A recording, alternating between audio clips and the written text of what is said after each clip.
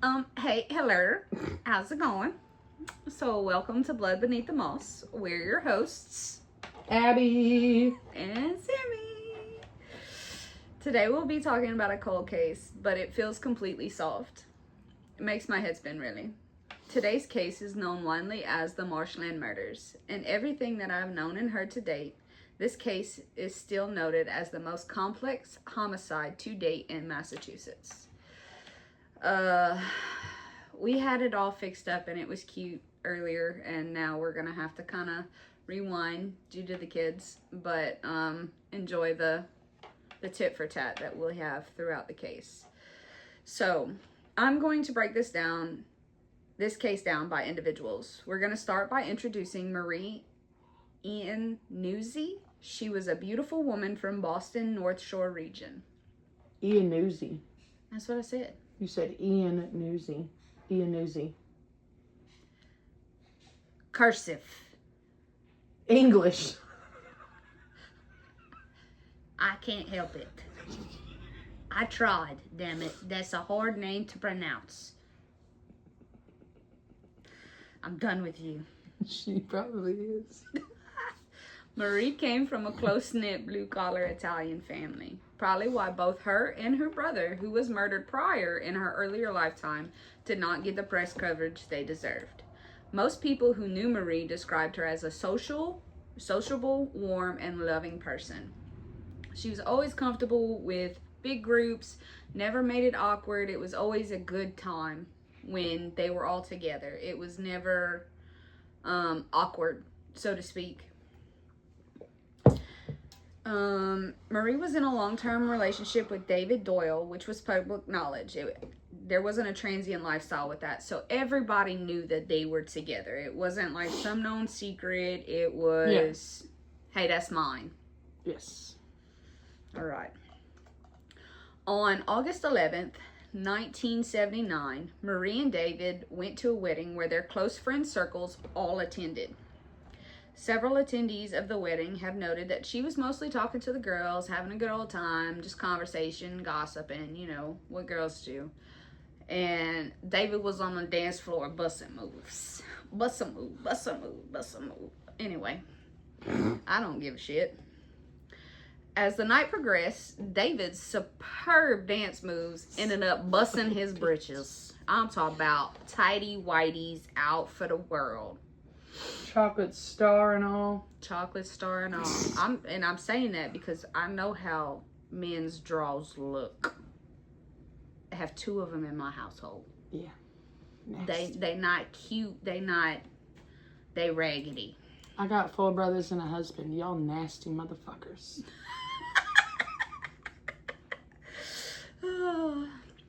With him busting his britches, this was an embarrassing moment for David, and he was like, I gotta get the fuck up out of here. He's like, this isn't cool. And I'm talking about, it was a straight credit card swipe from my understanding. Like, split. Right at the seam. Specifically down the center. You got left ass cheek, right ass cheek, tighty whities. So, Marie didn't want to go. She was like, that's your fault, not mine. Mm-hmm. So, you guessed it, an argument ensued. Yes. So around 11:30ish p.m. is where I've seen on several accounts, she was offered to stay with her friends, and they were like, hey, we'll take you home. No big deal. Yep. And amongst those friends were Leonard Paradiso. Keep that name in mind. Yep. He was a common face that ran in similar circles that Marie kept. They were not friends, but they did know each other. This was pretty much one of the only acquaintances that they had in the inner circles. I keep saying a lot. Today's gonna be a day. They were not friends, but they did know each other. It was also said on the time frame in everyone's friend group, not long, everybody left afterwards. Like, they went their ways, we went ours. Like, it was coming down to the brass tacks of it. And what? I'm sorry. I can't stand you. So there's not a surefire way to determine which side of the story holds truth when so many accounts were honestly split. And as the night was ending at their wedding event, everybody was getting cabs, getting into the cars to leave, to head to the after party. This would be the last known time that Marie was seen alive. She never made it to the after party. On August 12th, 1979, Marie's body was found in the Saugus Marshes, which is by Pine River. It's an area on the outskirts of Boston. This marsh is basically low-lying salt marshes, so like it has thick reeds, tall grass, muddy trails. You're able to walk on some of it going out, but when the tide rolls in, you can't get to it. Okay. Now, with that being said, if anything knows anything about marshland, it's hard as shit to get through some of that. It's not an easy terrain. Your feet sink in, and what land is out there, you either got really hard or it's like quicksand. So, okay. You ever heard of the term like gumbo mud? No. Okay, so it's like you step in it, it looks hard, your foot sinks. Okay, yep. And then you're like trying to wiggle to get yourself out of it, and you like your shoe gets stuck, you lose clothing in that. Yeah, it's not fun. You sink, it suctions you up. The more you move, the further down you go. Yes. Areas like this, sound doesn't carry far at all. So it's kind of, because there's nothing for anything to like reverb off of. So if I was to shout right now, it would die probably a mile out. Mm-hmm. You wouldn't hear anything past that. Yeah. Because there's nothing for it to hit and bounce off of. Okay. When her body was found on some ground with water covering her fully, but not enough to mess up evidence. So like when I was going through the reports and stuff like that, her head was up, part of her chest was up, but it wasn't like the rest of her was in the water. She wasn't submerged, but okay. She close. Wasn't. Yeah. The positions of her body states that she had been killed and left there, not carried in by the tides. So someone took Marie out there, knew the area, and would made sure that she would be found in a way not to get caught out there with her in the tides. So they made sure that she was close enough in, so when people would go out in the mornings for fishing, because that's a known lobster area. So they would go out there fishing for lobsters, fishing for all that kind of stuff, and you could go out and you'd be able to see for miles. But when the tides would come in, because the way that they explained, she was only found a couple miles inland. So that was along the trail of everybody going in to go out fishing. When Marie's body was examined, it was determined that her cause of death was strangulation from her own scarf. With initial evidence, there was no sign of sexual assault, but there were signs of sperm, just no tearing. So it was possible that the sexual activity was consensual prior to her death, which she was in an engaged relationship. Things like that do happen. Yeah. But then it was later said at a later time that it was sexual assault. So they couldn't definitively say yes or no. But again, there was no tearing. There was none of all that prior. This is my opinion. This is left for narrative. So in my opinion, there are 3 ways to know how Marie ended up in the marsh. She left with someone she knew and trusted. The argument and the diversion of the tiff with David. And then there was a third party involvement. So I don't think it was just one person taking. That's my opinion. That's just what I got from the research. Oh, yeah. Because let's be honest, if we're going somewhere and we're in parties, you're not going to leave with somebody you don't know. Oh, no. People are just too weird for that nowadays. Especially back then. Couldn't trust anybody. She had the argument with David, and maybe David had enough. That's just my opinion. And possible. The suspects of Marie's death were her boyfriend David Doyle and Leonard Paradiso. So here's where we're going to break some things down. David is a strong suspect just because you always look at the significant other. Yes. As history tells you, always investigate, especially if there's supposed evidence and like rifts like they had at the wedding with the argument. Even though it's something small can turn into something larger. Absolutely. And with witness testimonies pointing towards David, he had aggressive outbursts regularly. So he is known to be a hothead. So David has a previous history of abuse and being a hothead, as said prior. He's the last known person to see her alive with the small group of friends. Like, the small group of friends were feeling uncomfortable. They wanted to walk away, but he's the last in contact person. How? I thought he went home. So when they were all leaving for the wedding, he was trying to get her to go with him. She didn't want to go with him. Okay. So all the friends were getting into cabs and stuff of that nature, and they were still having their... that's my fault. I didn't clarify that. I had thought you meant he left before and then it was a little bit later. Okay, got it. Nope, that's fine. My fault. I didn't clarify that. Oh, okay. He's the last known person to be seen with her and the small group of friends. So my question is, like, this is what the cops say. Did she leave with him? Why isn't this known by the group of friends that she did leave with him? Yes. Because if they were all there... They should have seen who he left with. Yeah. We do have several accounts stating that there was slight trouble in paradise between the lovers. It is known that they did live together. And with David's aggression, Marie left and moved back in with her parents because of all of his outbursts. Like, because it was becoming more and more evident that he was getting more and more aggressive. Okay. David did say the following morning he called her parents, which was proven. Okay. It was proven, to see if Marie made it home safely. But if you're the last known person to be in contact with Marie, shouldn't you know? Yeah. I mean, if he's the one who did it, and if she ended up going, off by herself, then no, but I don't know enough yet to make my opinion. But that's where it sounds fishy to me. You were the last one with her. You should have known that she got in that cab. Yeah, but that's all he would know, is if she left without him, and she went wherever, she would have gotten in that cab alone, and he would have just seen her right off. Wouldn't know, if she made it home, or if she went somewhere else, or whatever. True. I don't know. I'm not defending. I haven't made my opinion yet. Leonard Paradiso, also another strong suspect, but in ways that make sense emotionally, not forensically fully. Because some of it's like, 2 + 2 = 4. Yeah.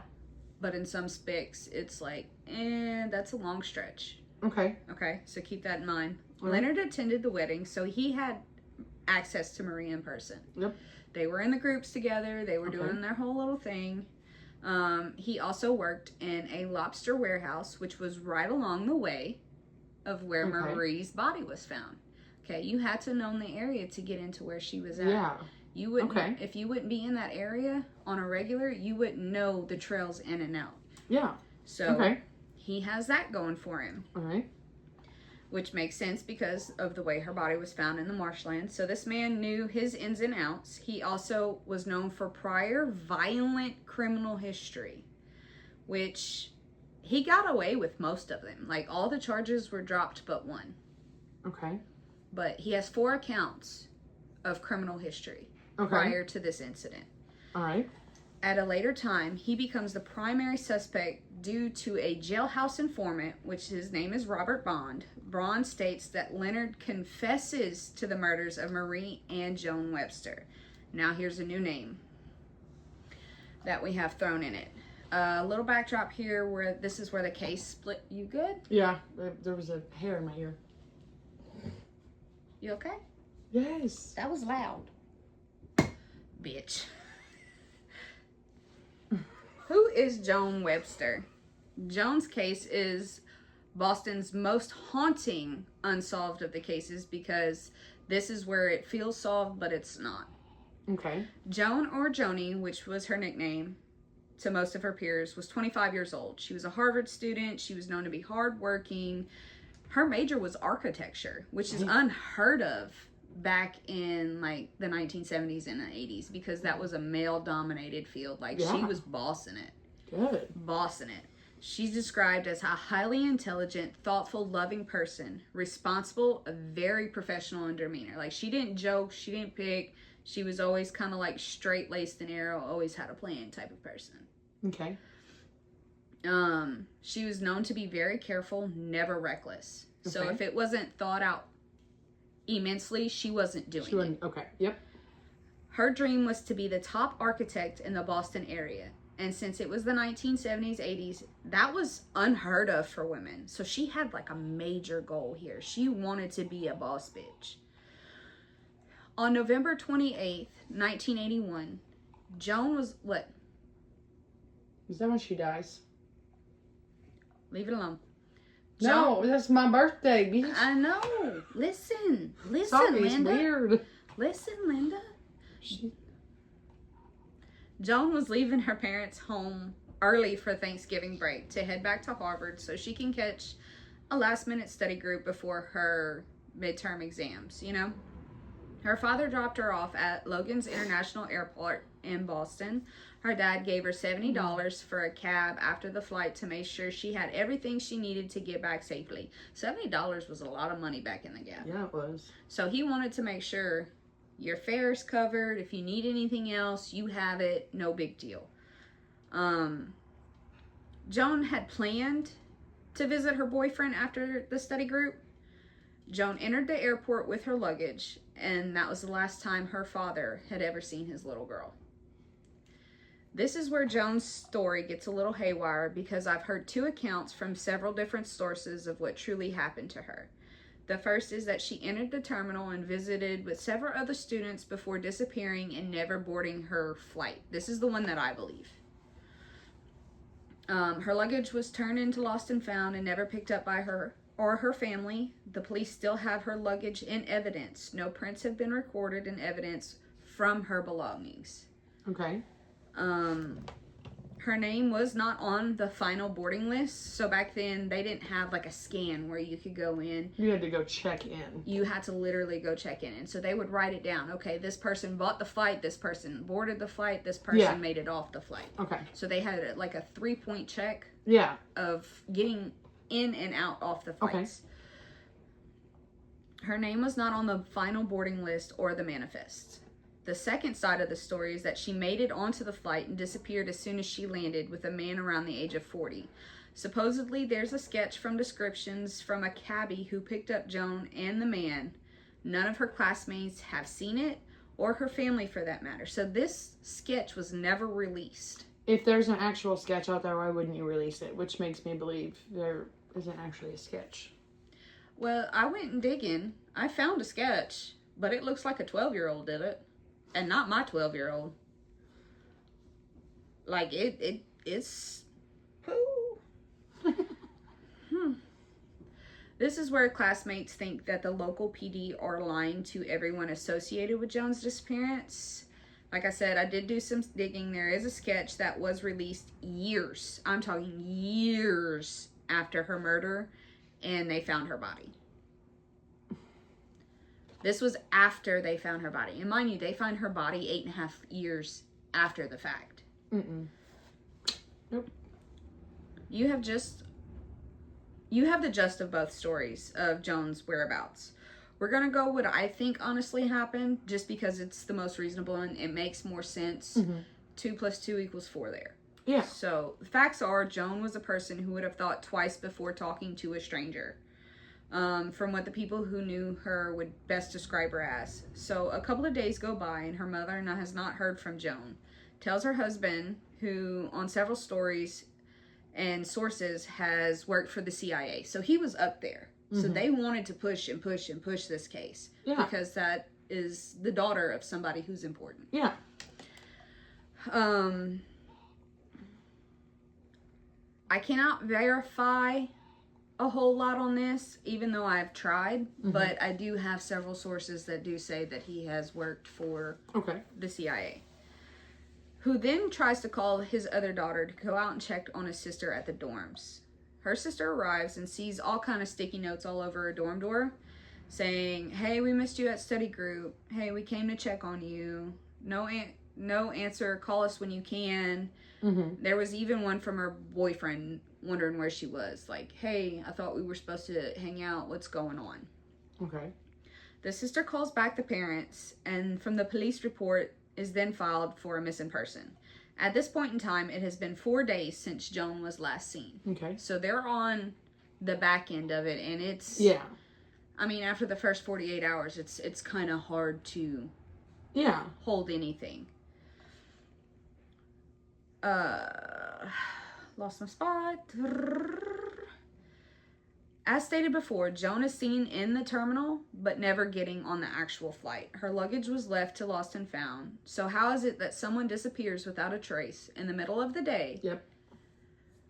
Was this an abduction from the most public place you can imagine? Or did she leave with someone she knew? So this is where it gets confusing. To me, if she was as calculating and as everyone said she was, she wouldn't have left with a random stranger. She had to have known this person. But she was very adamant, even to her folks, like saying, hey, I want to get back early because I need to get this studying done. Maybe she wasn't as careful as they all thought she was. I don't know. Couldn't tell you. Not long after Joan's disappearance, heartbreak struck her family when a fisherman found her wallet and pocketbook, which a pocketbook isn't what a lot of people think it is. It's technically a thing for your checks. In the marshland of Pine River, not far off of where Marie's body was found. April 1990, 8.5 years after Joan's disappearance, is where they would find her skeleton remains. And she was identified by her teeth. Okay. Even with the narrative drift, which is the conflict of stories and facts, there is a victim profile and a geographic pattern here. The profile is both women are young and beautiful, both were alone at the time of the disappearance, but not much else in common. The geographical pattern is where I'm invested. These women were found in higher ground of swampland. And knowing what I know of swampland is that they can be very unforgiving. It doesn't take much at all. Salt or fresh. The marshlands are not something you really... It'd be the perfect place for a disappearance, pretty much. You would need to know where you were going in this. And especially with both girls disappearing from crowded areas within driving range of Boston, it makes you wonder if there was just like a local predator or if there was someone who was associated with both girls and just was on the outer skirts. This is where it gets confusing to me. Okay. Then you have to ask yourself, could this fall in lines of a behavioral pattern? Oh, I'm a bad guy. Let me think I'm even worse. I jacked that all up. What the fuck did you just say? I don't know. Then you have to ask yourself if this falls into the line of behavioral patterns, which the behavioral patterns is like, oh, I'm a bad guy. Let me make you think I'm worse than what I actually am, kind of thing. You get what I'm saying? That's just an example. Yes. I told you today's going to be a day. Once a bad guy, always a bad guy kind of ordeal. This case, I'm not going to lie, gives me whiplash. Okay. Joan's case is tied to Marie's case through a phone call to ADA Berkey, which that's the district attorney. Okay. That's over both of their cases. He started putting two and two together with the phone call from Marie's sister. All local, state, and federal personnel were placed on these two cases after the link was established. So the link was established through Robert Bond. He came up because he was an informant. He was like, hey, so-and-so said this. Okay, so what does Maria's sister have to do with that? Because she was the one... That he told that to? No, she was the one that was visiting Bond in jail. And Bond told her that the... Okay. Got it. Okay, all the press released about Joan's family with the ties of the authorities, Marie's was washed out in most instances because she was on the lower class and Joan was on the higher class. Yep. So the timeline states, 1979, Marie is murdered and found in the marshland. 1981, Joan disappeared from the face of the earth. 1982, Leonard was arrested for Marie's death. 1984, convicted of murder for Marie. Leonard was. 1987, Robert Bond, the informant, start piecing puzzles together. Piecing the puzzle piece. I cannot talk today. Piecing the puzzle together. Thank you. Continue. You would think I would be the one drinking last night. I got practice, bitch. I do not. Robert Bond was the local police informant located in the inside of the prison that came forward to state that Leonard started spilling beans that the police might find interesting. Okay. Because they were all in, like, J-pop together. Yeah. J-pop, Gen Pop. You knew what I meant. This is where it seems like it's solved, and they just, to me, they wanted to close the case. Mm-hmm. They wanted to have somebody to pin it on. Yeah. So this is where it seems solved, but it truly isn't. Leonard confesses to Bond that he killed both Marie and Joan, but when Bond acted like he was interested and wanted to know more about how and where it all took place, this is where 2 + 2 doesn't equal 4. Leonard states that he dumped both girls in the water when both were found on land, but had water on them. Okay. So they weren't in water? So I can understand that with Marie, but technically with Joan, it took 8.5 years to find her. She could have been dumped in water and eventually moved inward. True. With tides and different things. But the thing is that the tide would have had to come up significantly, is what they were stating. You gonna tell me that in 8.5 years it never flooded just a little bit? I couldn't tell you. Exactly. I couldn't. It's definitely, to me, that makes sense for Joan. I don't understand it with Marie. She was way too far in. But 8.5 years, and at that point, skeletal remains probably wouldn't have had to come up that much. Enough force in a tidal or a wave of some sort, and it'll toss something. True. Sorry. I like it when you butt in like that. It makes my heart happy. Better than when I give you shit? Yes, very much so. Leonard states that he dumped both girls in the water when they were both found on land. There's no proven forensic way of the killing for Joan. Like, they can't prove it. For the way that she was so decomposed, there's, like, no evidence to tie Leonard to Joan. Yeah. Because she was all skeletal remains. Yeah. They have no forensic evidence as far as, like, fingerprints, DNA. She was left out into the elements for far too long. Okay. There's also no evidence to tie Leonard to Joan, since no one from her, I'm talking about her inner circle, was like Teton. Teeny tiny, yep. So there's no one's ever heard of him prior to this in her inner circle. And especially since how, am I boring you? Love you. Anyway, he didn't fit their clique of people anyway in Joan's circle, because he was kind of like the outcast, the heart, like he was in blue collar, so he fit more with Marie's side than he did. Okay, with Joan's, because Joan came from. She came from money. Yes, glad we're on the same page with that. Leonard has been suspected of multiple murders, but never convicted until Marie's case. Remember when I told you he had priors underneath him for... Oh, so they were murders. Violent criminal history. Murders, like... Well, violent criminal history don't necessarily mean murder, Pepper. That's why I was like, what? If I get violent, allegedly, murder. I'm not going to come at you with something as small as aggravated assault. I used to be like that. I am 5'4". I'm short. You getting got. You ain't fixing to get me. Mystery Mouse Cthulhu for the win. Facts. Or my truck. You should see this bitch get in her truck. Yes. She's short. That truck is for fucking the Jolly Green Giant. Conveniently, it's green. Leave Marie Laveau out of this. Seriously, no step side. You gotta like hold the oh shit handle. She gotta lean over. Fuck, this is some bullshit.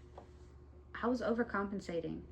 I wanted to be one of the cool kids driving a big monster truck, and that's my dream truck. So you leave my monster truck out of this. Oh, I'll show you my dream truck. It's okay. I ain't got no business with that thing either. You done? Yes. God. You know what? I'm trying to have a good time. She's over here ruining it. I just want to get through this case because this one's kind of confusing. It made my head hurt. It made my head hurt. I won't talk no more. Fuck off.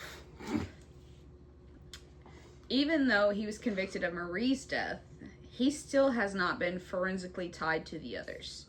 Like, it's all been rumors, hearsay, whole 9 yards. Oh, I know this dude did this. Well, how do you know, kind of thing. What evidence do they have that he was convicted is my question then. Just a jury that... It would not tell me. All right. Oh, no, that's fine. I was just curious. Because when I dive deep, I'm talking about I dive deep. Like, I got on all sources. I dug into, because they, like how Louisiana has, for in the parishes, you can go in and search up death certificates. Yeah. You can search up anything. Well, Massachusetts has something very similar, but you can search specifically by crimes and names, and it pulls everything up. So when I typed in his name to pull everything up, it pulled up all of them. It pulled up all of them, but it had a lot of stuff that was redacted. Okay. So I could only see so much, and then it was all blacked out. Okay. So there's things that I guess are still open that have no conviction because of them being open, and they're trying to still prove what he is connected to and what he's not. He has been, I will say, he has been a suspect in the 4 and only convicted of Maurice. Okay. As far as everything else, it's just a lot of digging. And when I dug on this case, I dug for 6 hours one day, just trying to find the things that he was. Okay. And it just didn't, nothing came to. So, Leonard has the familiarity, I cannot fucking talk today. Familiarity to the North Shore, which means he can move in and around the marsh with ease, in comparison to someone who's just normally randomly there. Like, hey, I'm gonna go fishing. Let's try this out. This guy, since he worked at the lobster warehouse, seen the ins and outs on a day-to-day basis. So, since there's no definite forensic evidence that links them all together, there is the connection that is still theoretical. It remains compelling on the fact of why would you want to be associated with someone you have no ties with. So, you have the situation of where, he's like, you've seen those other cases where you've got the guys confessing to things that they didn't do. Yeah. This is kind of the same ordeal. That he has it makes sense, but he's also had time to think about it, and he's also known as kind of like a compulsive liar as well. Oh, that's great. Yeah. So they can't take what he's saying with a grain of salt and just... Yes. Yeah. Both crimes occurred before DNA profiling was widely used. As time continues to pass by, the biological evidence becomes even more degraded than what they originally gathered, because what they gathered back then was hardly anything, because it wasn't something that was predominantly used. Yeah. Back then it was more of the blood ties of what that is. I don't know if you know. So they would be able to test your blood and test my blood, and they were like, well, I know this person has AB and this one's O positive. Mm-hmm.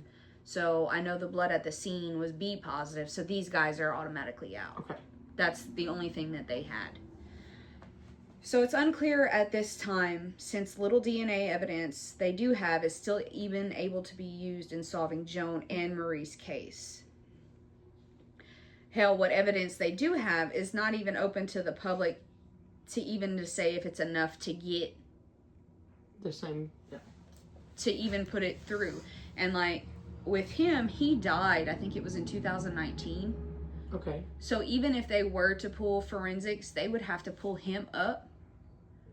Not necessarily. Sometimes they have inmates. If I'm not mistaken, anytime you are taken into prison, your DNA is taken and you are put into a criminal database. This was before DNA was even a thing, though. Oh. Yeah, but if he died in 2019, you know that they had to be going through and getting the ones that hadn't been done when they got there, but they were slowly adding them into a system. I don't think so. That's fucking retarded. Not saying it. I didn't say it all the way. She's about to get really, really mad at me because last time I said the word, we got kicked off the TikTok and she was angry at me. Retract it. Yeah, retracted. That's what I was saying. Thank you. when I pause this, she's gonna yell at me. I just want you to know that. I'm about to get yelled at. I'm not yelling. It's a good day. I'm not yelling. I'm finding it. So, they say that I hear the kids. Here we go. They say that the killer is the same in both murders, but we don't have enough evidence to prove if they are or if they're not. So, they convicted him on Marie's. They wanted to convict him on Jones, but they just didn't have enough to even try, is what it sounds like. Later, after Marie's, I think it was just to get it closed. It wasn't even that they actually did the police work to invest in it. I mean, it sounds good because he's right there.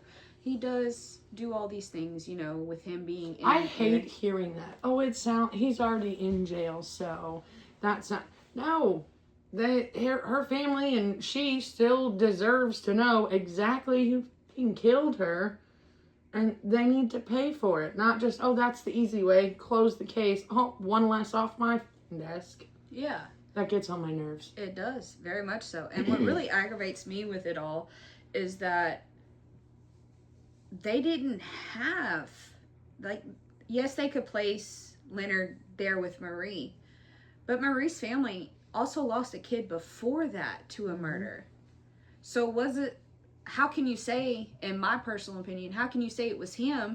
Maybe that family was being targeted and we just didn't know about it. And it was a crime of opportunity moments because her brother was murdered before. That's true too. Like, there's different ways that you can look at this that were never, like, going through all the research, none of this was ever thought about. Yep. I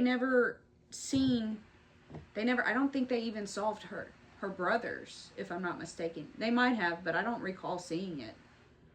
So, even that being said, you have 3. They're trying to tie the last 2 together, but just because they were in the same general vicinity doesn't mean that they were connected, because Leonard might have just been lying like he's known to do. Yeah, and I mean, we've seen it throughout history. Serial killers will dump their victims where they know other people have been dumped because helps hide what they're doing a little bit. Yeah. So how do we know it was him? For all you know, it could be a serial killer. Who goddamn knows? Exactly. So here's to the case that sounds like it's solved. Yeah. But isn't. It's fucking weird. I told you, this one gave me whiplash because what you think makes sense to a certain point, and then it kind of like flips script. And then trying to follow it all was a nightmare. Yeah. Like, if y'all got confused like we did, I am so sorry, because honestly and truly, this was one of the hardest things that I've ever looked up, because it would literally, you'd have one point of evidence here and then it would jump tenfold to something that had nothing to do with what you were just talking about. It's dumb. Very much so. Very, very much so. Shoddy police work. Shoddy. I didn't say that. You did. I sure did. I don't give a shit. Y'all fucking failed. I think it was a whole fail all the way around, because even to this day, they just pinned it. They didn't have the concrete evidence for And Marie's we're case. in no way defending this man, okay? No. We're just stating the facts. There's no DNA linked him to her, other than they were at the same place hours before. What the fuck does that have to do with it? it's convenient. It's convenient. Exactly. But that, to me, again, that's just this is easy. We're gonna slap this on you and I can get this off my desk. That's fucking retarded. God. I'm in trouble now, guys. You are, because we don't say that word. That is an ugly word. Give me your hand. Get the fuck out of here and keep talking, bitch. Give me your hand. No. Pop it. Bitch, pop you. Anyway, treat you like I treat my kids. Yeah. So here's to the case that's not solved, but sounds like it. I'm so confused by this one. Yeah. Welcome to trying to do the research on this one.